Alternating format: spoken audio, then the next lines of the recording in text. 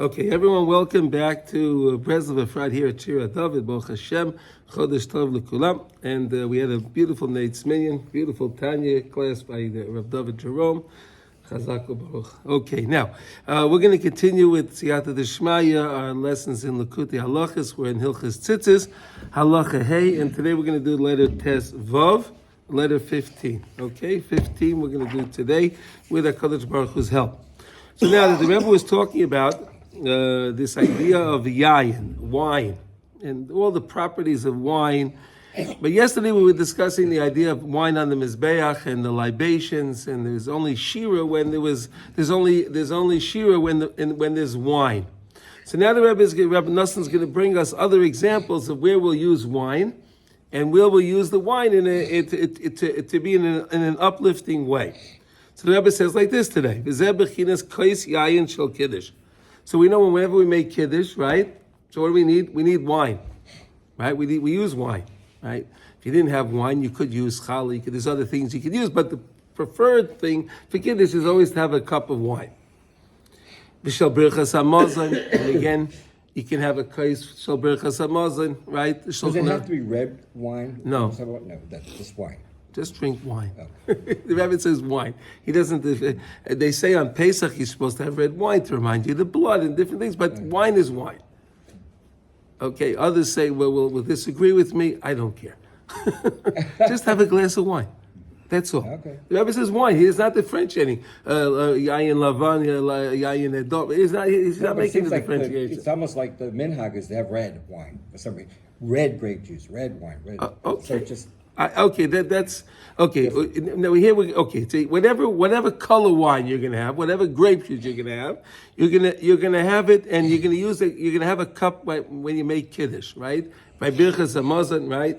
Everyone understands that when you have a minyan, you should have a kais. But even there is a school of thought that even if you have a mezuzah, you can also have a kais. You can also have a kais then too. It's not the minhag ha'olam to do that, but you can do that. Okay, now. Vishel havdalah, and then when you make havdalah after Shabbos, we always have a cup, right? We have the cup and we have the besamim and the yarn, right? Shekol zehu bechinas ein oimim shir ela al hayayin. That's the same idea, like we said in the Beis Hamikdash. You only say praise, you sing songs to Hashem with wine, right? When they did the wine libation, that's when the Levium would do their song. So too, when we make kiddush, when we do something of a blessing of HaKadosh Baruch Hu, and we're reminding ourselves of what the purpose is of us here in this world, to get closer to HaKadosh Baruch Hu. So that's an idea of shira, that's an idea of song, and then we have to always have wine, and that's when we use wine. Okay, so these are the different instances. Now he's going to explain. Here, kiddush Shabbos v'yantiv v'ayadei is dalas emuna shenizgala oz b'toisvis or gadol. The whole idea of Shabbos and Yontif is his galus, is a revelation of emuna, right? The whole idea of Shabbos is emuna, right? Is that true? Right? Why would someone not, do what they want to do on Shabbos? Because Hashem said you don't do these 39 malachas, you don't do these things, and that's why I have emuna. I don't do them, or I do what I'm supposed to do on Shabbos. But every day is emuna. I understand, but Shabbos, no. But Shabbos, you don't have the distractions as you have during the week.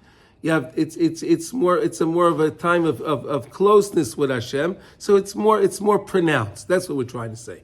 Perhaps it's more pronounced on Shabbos. What do you mean pronounced? The demonstration of the emuna is more pronounced on Shabbos. Let's just go with that thought for a moment, okay? Let's go with that thought. Okay. Now. Ki Shabbos hu bechinas emuna bechiddush olam, because Shabbos is this idea of we have emuna in chiddush olam. We spent a lot of time learning about this idea. Hamachadesh betuvay bechol yom tamid maaseh b'reishis. We're always new people. It's not like the world says, how are you? Same old. Nonsense. It's not same old. It's new. Everything is new. Every moment we're new people. Every moment everything is new in the world. We just said it in Shabbos. Every single day Hashem remakes everything. Every moment everything is remade. And Shabbos we have again because we don't have so many things and we don't have so much involvement on Shabbos with the external world because we don't have that. So it's easier for us to connect to the emuna and the kiddush olam when it comes to Shabbos, right? It's a little easier for us, as we say. שזה עיקר הקדש שאומרים ויחולו השמיים והארץ וכל צבאם, right? הקדוש ברוך הוא made the שמיים והארץ וכל and everything and all the legions and everything else. And as we're saying, this is the Rebbeinu Shalom. We're making a proclamation. Is that the right word to use? Proclamation, right? It's a proclamation, right? שהשם יזברך בורא את העולם בששת ימי המעשה ושבס בשבס.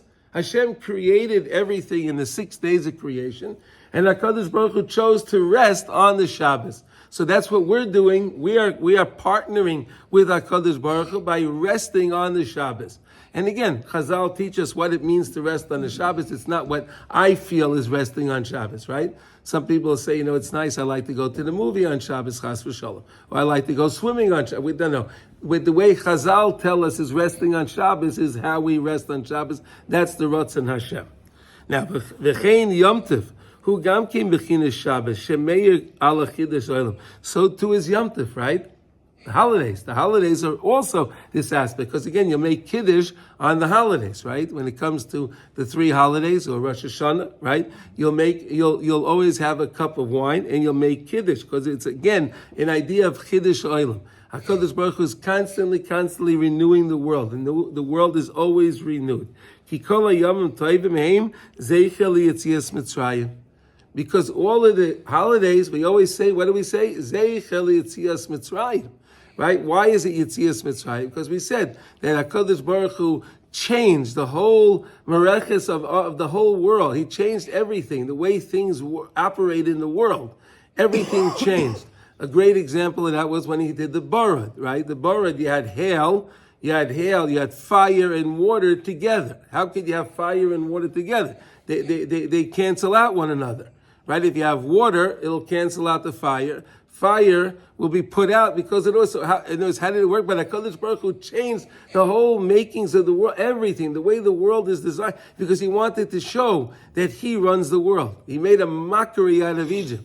And we have to remember that. He made Mamash a mockery out of Egypt. They were the metropolis of the world. They were the high-tech country of the world, right? They invented the wheel, right? Wow, high-tech, right? High tech, right? But HaKadosh Baruch Hu, and we make that reference all the time. Zeichel Yetzias Mitzrayim. We remind ourselves that HaKadosh Baruch Hu did that, and HaKadosh Baruch Hu is constantly renewing everything in the world. V'oz b'shas Yetzias Mitzrayim. At the time when we went out of Egypt, Niskale emuna Chiddush Olam l'chol boyei olam. This idea of Chiddush Olam was known to everyone in the world. Everyone knew the miracles that happened in the world. Everyone knew the miracles that was happening in Mitzrayim. It's amazing. I don't know how they knew, but they knew, right? They knew, right? Maybe they had some kind of technology. I have no idea, but the world knew. Like even Yisro, he found out what was going on. Maybe they sent messengers. Maybe they sent, I don't know. There must have been some way. They said the water split everywhere. The water split exactly. That's true. Everyone had a cup of water. They were in a bath. They were in a pool. The water would split. That's true. But again, not all of the miracles happen all over the world. Right. Not all of the miracles. Okay, anyway, that was by Kriyas Yamsuf, but not the miracles that happened on the 10 plagues in Mitzrayim. That did not happen in the rest of the world. That was only in Egypt, okay? Through the great miracles, the wonders that HaKadosh Baruch Hu did, they never heard of such things. They never saw things like this. No one since the creation of the world, things like that never happened anywhere. No one heard of them. No one ever saw anything like that. It was unique, a very unique. Each occurrence was very, very unique. That never happened before, and everyone recognized that. Asher also Hashem Yisborach Imanu b'shas Yetzias Mitzrayim, that Hashem did for us when He took us out of Mitzrayim, Ukriyas Yamsuf, and He split the sea for us, Matan Torah and Matan Torah, right? The whole idea, the whole revelation of Matan Torah, and all of these things, and this is how we could recognize how we are mamish the chosen people of HaKadosh Baruch Hu. He did so much for us to make us understand that we are mamish His people. It's such a beautiful thing. Look at the so to say, Kiviyachal Hashem went through the trouble to show us that He loves us. He shows us the love that He put. We were in Mitzrayim, and HaKadosh Baruch Hu made all of these miracles to take us out. He sends the Mitzrayim after us. He drowns them all, and he puts them all on the beach over there, stacked up, so everyone can see whoever their taskmaster was, that he's dead, that this one's dead. So everyone was mamish freed. We were freed, and in Kabbalah Satira, unbelievable. Anyone want to say anything? Any comments? No comments? Okay. Nimsa. Shabbos v'Yom Tov moirem al kiddush olam. So we see that this concept here, that Shabbos and Yom Tov helps us understand this concept of Chiddush Olam, the renewing of the world, and how HaKadosh Baruch Hu makes everything new all the time. Says the Ikar emuna, that's the main emuna. See, if I think that I'm old, that everything is old, and everything is everything is not fresh, so then I can never make any change. But if I realize I'm a new person right this moment, so whatever I did till now, okay, I did. But now I'm a new person. I can make a change now, because now I am a new person. So albeit I may have made a mistake until now, and I'll deal with that. Whenever I'll deal with that, I'll go back to that and I'll rectify all of those things like we keep learning about, right? But right now I'm new. Right now I can make that change. And that's it's such an empowering feeling. Unbelievable to recognize that I'm new and I can make a change. You understand? That's why Rav Nassan is saying this is the Ikar emuna. This is our main emuna, because this is how we can work to get closer to the Rebbeinu Shalom. If I could believe this, I could believe in everything else. So that totally Ikar hayadis. That's our whole yadis, our whole Jewishness. I don't know, how do you translate yadis? Yiddishkeit. Yiddishkeit, right? How do you translate it in English? Yiddishkeit. Jewishness, okay? everything that we believe is mamish connected, mamish to this idea of Chiddush Olam. Ikar Kedushas Yisrael, this is the main holiness of Klal Yisrael. Umi shekayfer bezeh, and if someone will object to this, and someone will not accept this, and there'll be a heretic on this, chas v'sholem, kol shehu, even a little bit, that he figures, no, I don't know, Rav Nassan, I don't know what you're saying over here. I don't know, I'm the same old guy, or this, or the world is old, and everything's old. So that's a kaifer. And as we're saying, this is the main emuna. This is what we have to believe. So anyone that even objects to this, even a kol shehu, hu apikairis, gomer, this person is a complete heretic.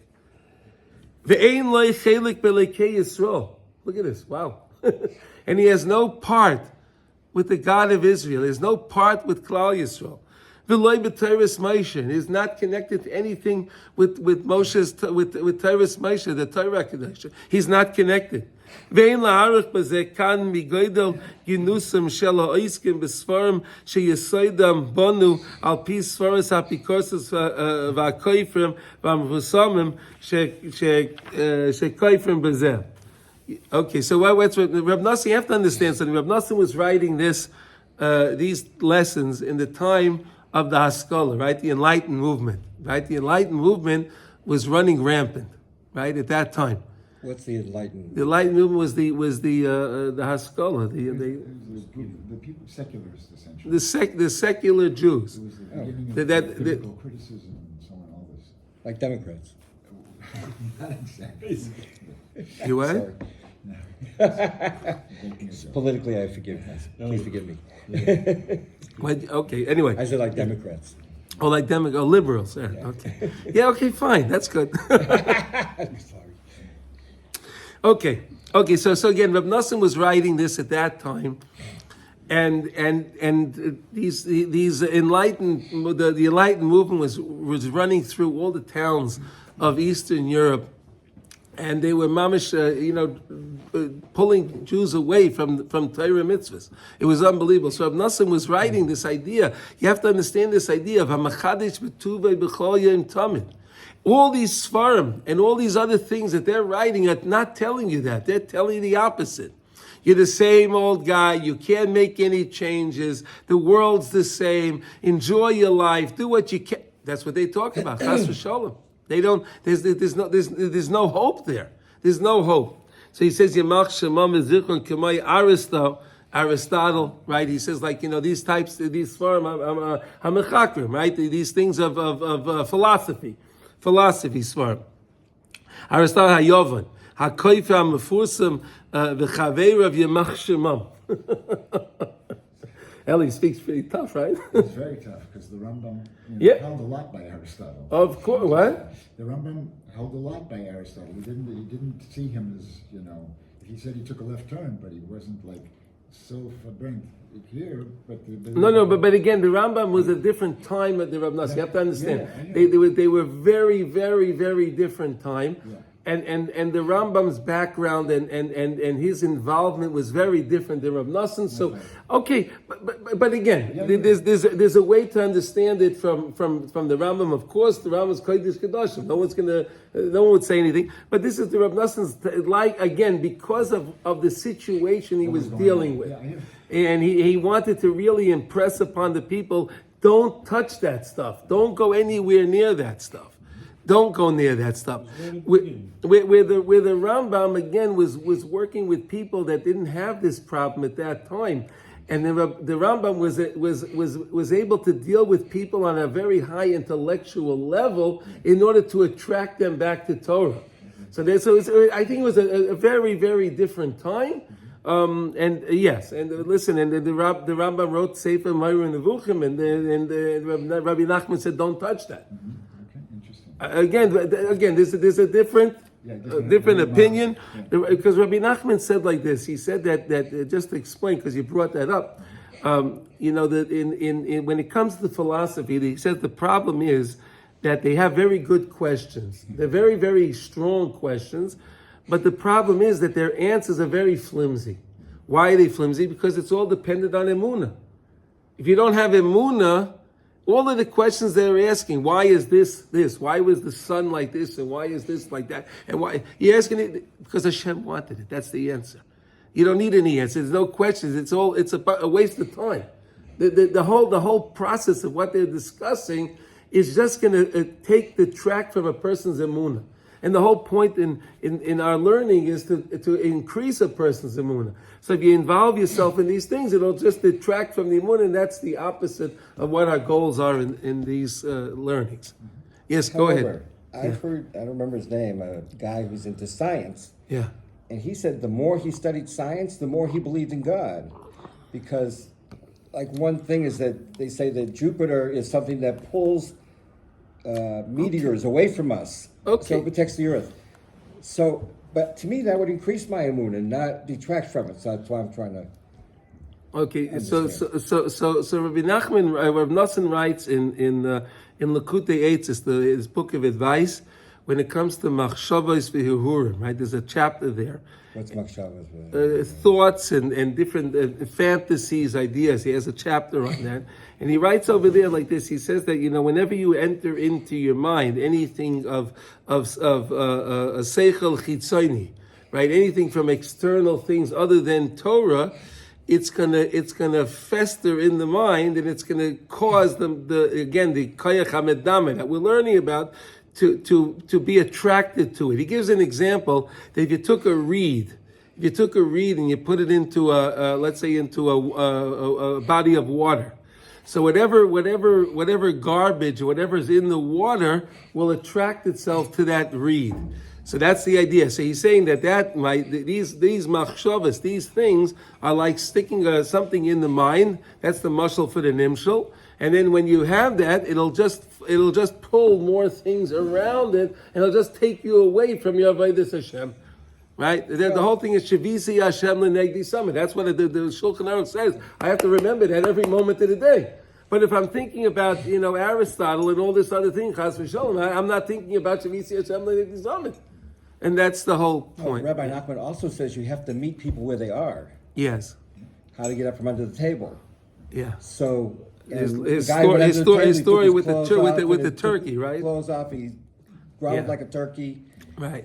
And so it's like, how do we got to do that in some way to bring people closer. You have to do it, but again, here we're now talking about We're now talking about studying philosophy. You don't need to study it yourself. You don't have to be involved in these things yourself. Because again, we're learning that the whole purpose is to remember. Kiddush olam. There's newness.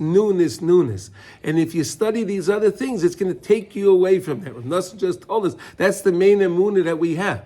That's our whole Yiddishkeit, our Jewishness is dependent on this idea. So if I'm going to study these other things, it's going to take me away from that. And that's the problem. I'm not saying that, again, you have to know certain things and how to deal with people, of course. But don't get involved in these things if you don't have to. Okay, let's just go back to the lesson.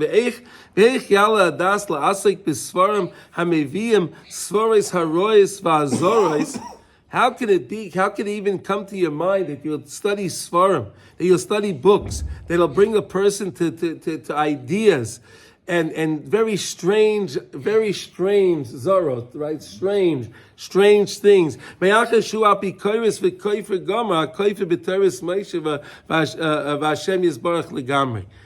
you something very interesting. We're going to have there was a great tzaddik, Rav Shimshon David Pincus. He was the Rav in Ofakim. Did you ever hear of Rav Shimshon David Pincus? He was in a car accident. What? He was in a car accident. Yeah, he was in a terrible car accident. Yeah, he was very close with Rav Freifeld of Yeshiva of Shara Torah, and he sent them up whatever. So he has a beautiful say. He wrote many beautiful svarim. One of the svarim that he wrote that I remember something. It just came to mind.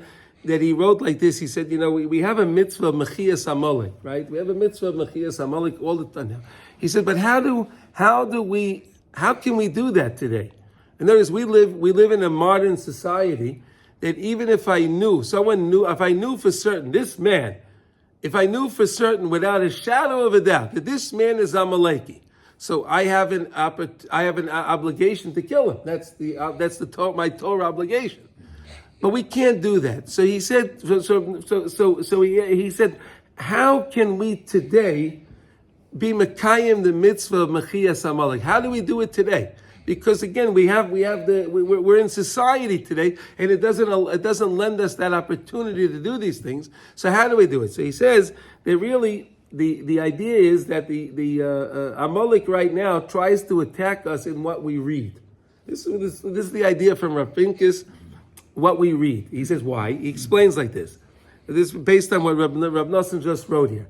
He says, you see, when you read something that was written by somebody, so you think you're just reading those words. I'm reading these words, right? I'm reading these words.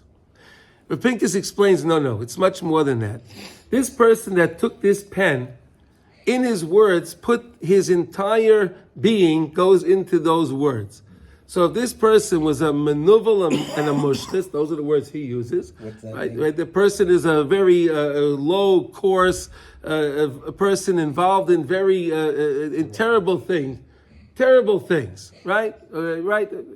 So now when he puts those words on that pen, he writes that. So in those words that he writes is all of his life experience. It's all in there. Now I don't know. I can't see it. Right? That's the whole idea of the Yetzer Hara, right? We're learning in Tanya, right? I can't see, I don't know what it is, but it's just there, right? It's there. So he says, when I engage and I read that, what I'm doing is I'm taking in all of his garbage that's in those words. I take it into me and it becomes part of me now. Why would I want to do that? That's what Rabbi Nachman says about music also. Yeah, music. Wait. So no. Right. Okay, one second. Wait. No. Good. No, we'll get to that in a moment. 1 second. But he says now, on the other hand, if you study a sefer that was written by a tzaddik, the same thing works. All the kedusha, all of the holiness, all of the tahara, the purity, all of his avodas Hashem, all of his kirvas elikim life is penned in the words. And then that can help you, bring you closer to the Rabbeinu Shalom. So he says, anytime you have the opportunity to not read this book, to not pick up this magazine, to not read this article, to not do this, you could be Mekayim the mitzvah of Mechias Amalek. Because Amalek is just trying to eke his way into you, to make you, to change your whole mind frame. That's all he's trying to do. He's trying to eke his way in. And it works the same thing with music. Rabbi Nachman does say that. That again, if we learned about Shira yesterday, we were talking about that. That again, song comes, there's a place called the Olam HaNegina, which is the highest of highest worlds. Wherever that is, I have no idea. I don't know where these worlds are, but I know that the Sfarim say that Olam HaNegina is the highest world. I believe it. Okay? And song can help me, bring me back to HaKadosh Baruch Hu. If I'm listening to the song by a musician, again, that's a Yorei Hashem, that's a Mavakshe Hashem. The person is fearing God. He's trying to get closer to the Rebbeinu Shalom, and he writes his music in that way. So in that music has all of his beautiful hargashas, all of those feelings are in that music, and that music can bring a person to tshuva. But unfortunately, if you listen to some music from somebody that's not like that and is against God, chas v'shalom, and he's against the Torah, and he's against, and now you listen to that music. So again, that's again an idea of Amalek based on Rab Pincus's teaching. That's an idea based on Amalek, trying to get into you, to infiltrate your body, your mind, your thought process, to bring you away from the Rebbeinu Shalom. So it's one teaching, it's one idea. Does that make sense? What you said about the reed, was that outside or was that inside? No. That was in Likutey Halachos. That's in Likutey Eitzes. It wasn't here. That's in. If you want to look it up, it's in the Book of Advice in Machshavas v'Hirurim. I think it's letter Beis in there. Okay, you can look that up over there. Okay. That's where I'm sorry, we really went off the tangent here. Let's go back, please. But this is what is right on spot, because when I listen to some music that is not written by whoever you're saying, I change the words. If it's a love song, I'm thinking I love Hashem. Yeah. So I change it to not like I love you, but I love Hashem. Yeah. So I think you can change the music if Well, it the has a good beat. right. So in Chabad, the Balatanya did that, right? He took a lot of nigunim from the Russians and this and that, and he changed them. He was ma'ala them. But again, the Balatanya was able to do things like that. Yeah, that's the thing. It's a right? I think the Mittler Rebbe spoke a lot about like the same way Rabbi Nachman did about the right. No, but if the Rebbe or the Balatani could take some. He was Russian able to march song and do- I don't know exactly. if He we was can. able to be ma'ala that. He knew how to do that. Again, you have to be on that level to be able to do that, and that's what he was able to do. He was misakin those nigunim. He felt it was something worth repairing, and he made that repair. He liked the idea, and he made that repair. And then again, these tzaddikim can do that, right? Right, that song, Niet Nikavo, Kroma Bogo Navo, right? All these beautiful songs. Anyway, okay, so basically we really went off the tangent, but okay, Baruch Hashem, okay, does it make sense now? We accomplished something here? Yeah? Okay, good. והכיפה בטרס מוישה והשם יזברך לגמרי ועל כן באמס כל אלו העסקים באלו הספרם יוצאים מן הדס לגמרי. These people go literally out of their minds. They go out of their minds, literally out of their minds, because it drives them to the craziest things in the world. Because once the mind, again, the kayach hamedama is infiltrated, and the person, his imagination is brought to the other side, there's no telling where he's going to go. There's no telling where he's going to go. Okay, now let's go back now positive. Okay, Al came b'Shabbos. Rav Nosson always puts in these little things because, again, he was so torn, so pained by what was going on. So he kind of puts these things in. You'll see this all through Likutey Halachos. He ends in these little things whenever he can to help the. Okay, Val came b'Shabbos v'Yontav sheikei kedushasam ayedei esgalas emuna and esgala oz. On Shabbos and Yom Tov, the main holiness is through the esgalas, that revelation of emuna. That we have every week. There's a new revelation. It's like we say, Oz Yashim. It's a future. It's something of the future. Shezeh Iker HaKedusha. That's the main kedusha, to understand that it's always new. And then therefore we say the shir, we say the song. the beautiful blessings for HaKadosh Baruch Hu is an aspect of song on the wine. Shul Bechinas HaKiddush, that's the idea of elevate Kiddush, holy, bringing holiness. Ki Shabbos v'Yom Tov. Shabbos nitche zur masanachash, because when Shabbos and Yom Tov comes, we push away the impurity, the filth of the snake. The impurity of the snake, that we talk about that in Kigavna, right? Everything is pushed away, everything's away, and now we have just the Shabbos is shining. V'oz hamedamer mevoyer mesuk, and then the person's mind is clarified. It's fixed. He could set his mind, reset his mind. He could reset the mind of the 6 days of the week, all the involvement. But Shabbos, he could have a new sense of clarity. And that's why there's an idea why we say the Kegavna when we say it right before Baruch Hu, because we're bringing in the Shabbos right at the Baruch Hu. So right before that, we say, wait a second, remember now, the Yetzer Hara is gone, everything's gone. Now you can think of the Rebbe, Baruch Hu es Hashem HaMavayra. Right, that's the mindset. And then the wine that we drink is a wine of holiness. And then we said that's the wine that brings the simcha, the real simcha. Simcha we talk about is the simcha and the simcha. The simcha, that's something that's totally bedover, right? If you have a love that's dependent on something, so then that's not a true love, right? Because if you take away that thing, there's no more love. The person is only happy. He's only happy at that time because he has that thing. Take away that thing, he doesn't have it, right? There were Yidden that were in the in World War II, and they were in Auschwitz, and they were Yidden that were mamish besimcha in that hell.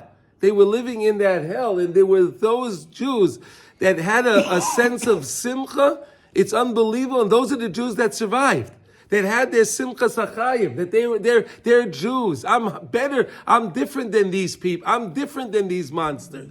I'm not them. There were people that had a simcha, mamash, a true simcha.